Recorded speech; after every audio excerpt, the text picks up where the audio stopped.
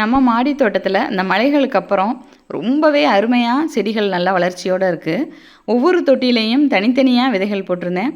இது வந்து அவரைங்க. அவரை ரொம்பவே நல்லா வளர்ந்துட்டு வருது.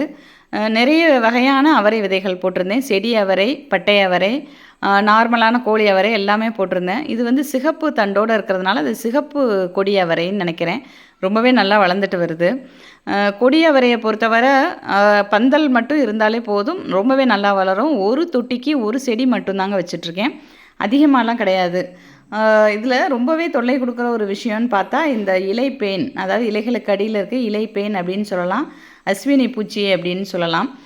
இது வந்து சாரை வந்து உறிஞ்சு இலைகளுடைய பச்சையத்தை புறம் போக்கிடும். ஸோ இலைகள் சீக்கிரமே வாடி காஞ்சு போயிடும். அதனால் அதை வந்து பார்த்து பார்த்து நம்ம க்ளீன் பண்ணிக்கிட்டே இருக்கணும். ஒவ்வொரு இலைகளுக்கு அடியிலையும் இருக்கும். இவங்களுக்கு வந்து ரொம்பவே ஹெல்ப் பண்ணுறது வந்துட்டு இந்த எறும்புகள் தாங்க. அந்த இலைப்பேனுக்கு, அதாவது அஸ்வினி பூச்சிக்கு மேலே இருக்கிற ஒரு ஸ்வீட்டான ஒரு இதாக இருக்கு, லிக்யூட் இருக்கும். அதை சாப்பிட்டுட்டு இது ரொம்பவே நல்லா ஹெல்த்தியாக வளர்ந்துட்டுருக்கோம். ஸோ அதை நாம் எப்படி ரிமூவ் பண்ணுறது அப்படிங்கிறத பார்த்துட்டு ரிமூவ் பண்ணிக்கிட்டே இருக்கணும். ஒவ்வொரு இலைகளையும் பார்த்து கட் பண்ணி எடுத்துட்டாலே போதுங்க, ரொம்ப நல்லா வளர்ந்துடும். அதுக்கப்புறம் நாம் பார்க்குறது, இந்த இலைகள் கீழே வந்துட்டு சாதாரண சோப் வாட்டர் வச்சு ஸ்ப்ரே பண்ணாலே இந்த பூச்சிகள் எல்லாமே போயிடும். ரொம்பவே கஷ்டமான விஷயம். அதே நேரத்தில் பார்த்து பார்த்து நம்ம கேர் பண்ணிக்கிட்டா இந்த வருஷம் கொடி அவரையில் சூப்பரான ஈல்டு பார்க்கலாங்க. அதனால் பார்த்து பார்த்து இதை சரி பண்ணிக்கிட்டே இருக்கேன்.